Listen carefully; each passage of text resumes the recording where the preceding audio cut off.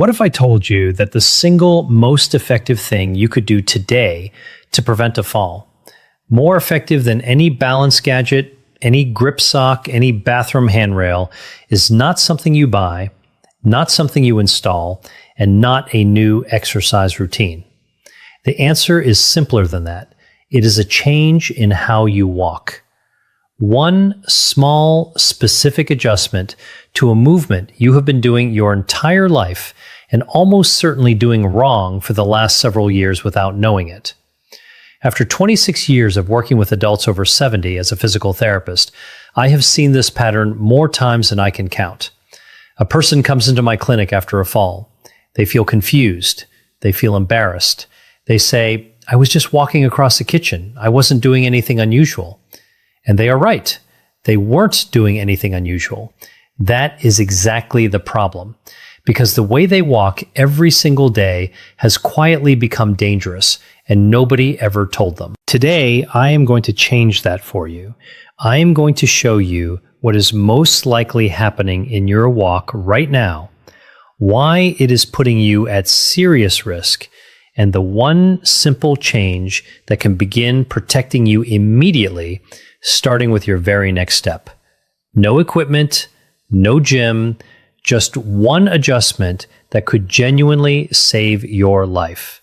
Before we dive in, if you haven't subscribed yet, I recommend you hit that button and turn on the bell so you never miss another health tip made just for you.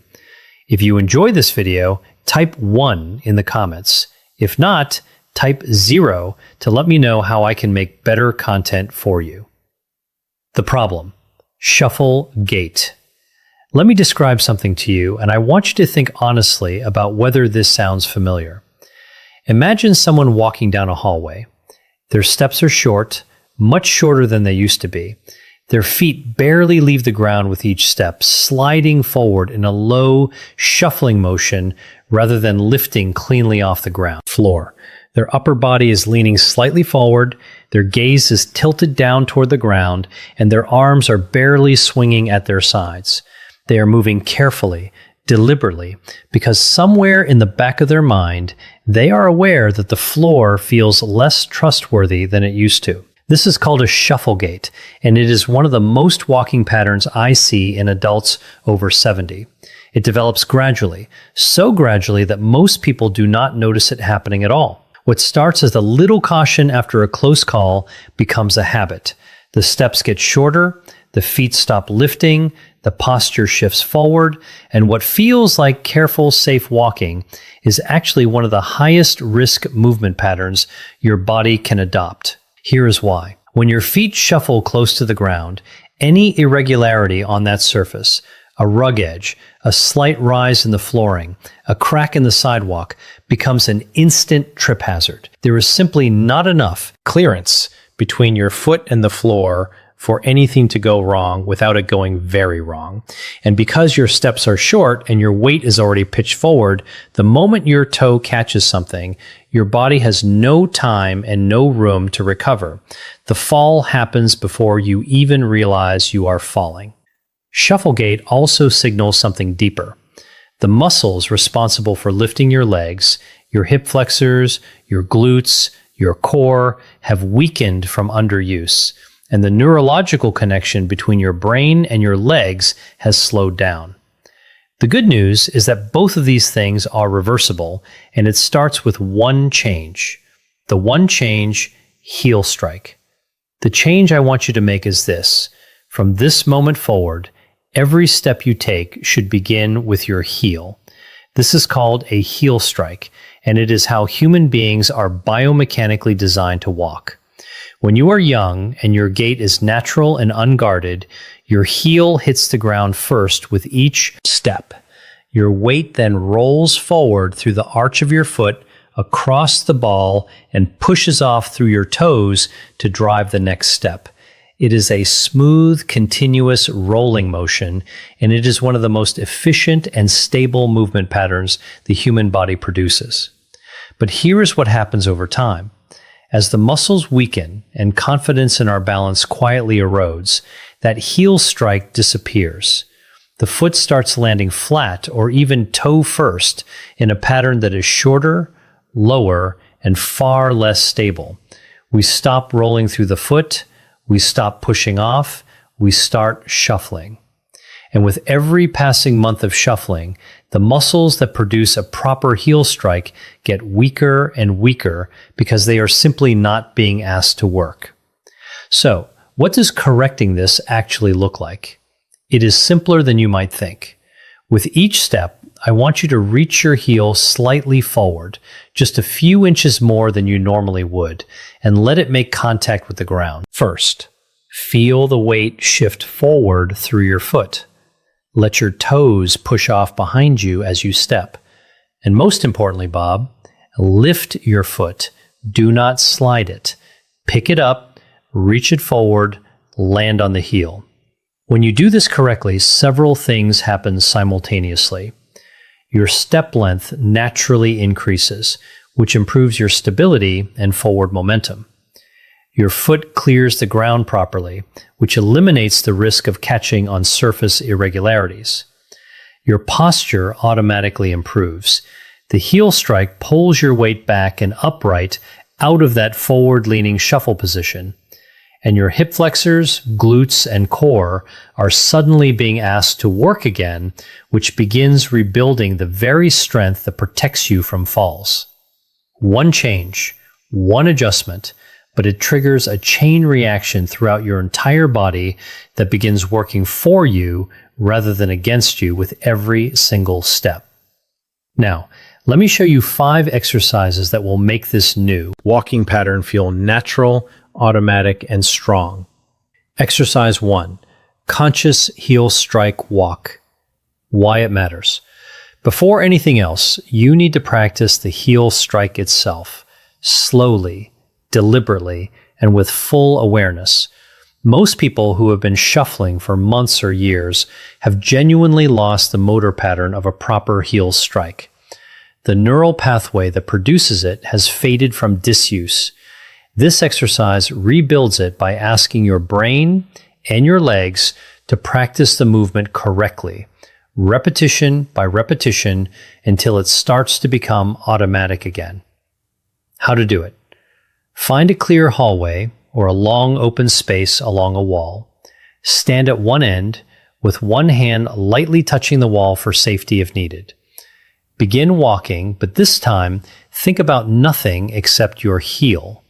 With every single step, consciously reach your heel slightly forward and let it land first. Feel the contact. Feel your weight roll through the foot. Feel your toes push off. Take 10 steps forward this way, turn carefully using small marching steps, and walk back 10 steps. That is one set. Start walking forward extremely slowly, almost like you are moving in slow motion. With every step, deliberately place your heel first, roll through the foot, and push off through the toes.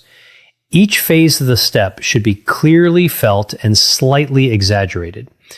Take at least 10 very slow steps forward, then turn carefully and repeat coming back. Complete 2 full lengths of the hallway. What to focus on? The key here is control over speed. Your heel should touch the ground with intention, not collapse onto it. Your weight should shift gradually, not drop suddenly.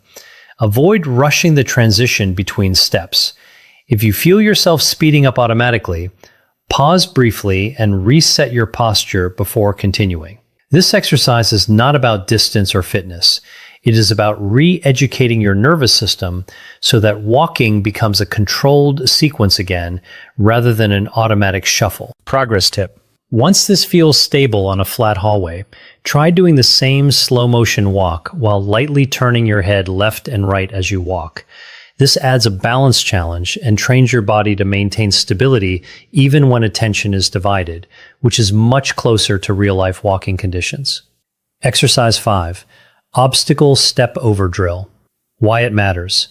One of the biggest dangers in shuffle gait is the inability to clear small obstacles. curb edges, uneven tiles, cables, or rugs. This exercise directly retrains foot clearance and coordination. How to do it. Place a low object on the floor, such as a rolled towel or a small cushion. Stand in front of it and practice stepping over it slowly, 1 foot at a time, making sure your heel leads the step and your foot fully clears the object before landing. Alternate legs for 10-15 repetitions. What to focus on? Lift your knee first, then extend the heel forward and place it down with control. Do not rush. The clearance is more important than speed. Progress tip. As confidence improves, slightly increase the height of the obstacle, but only within a safe and controlled range. Conclusion.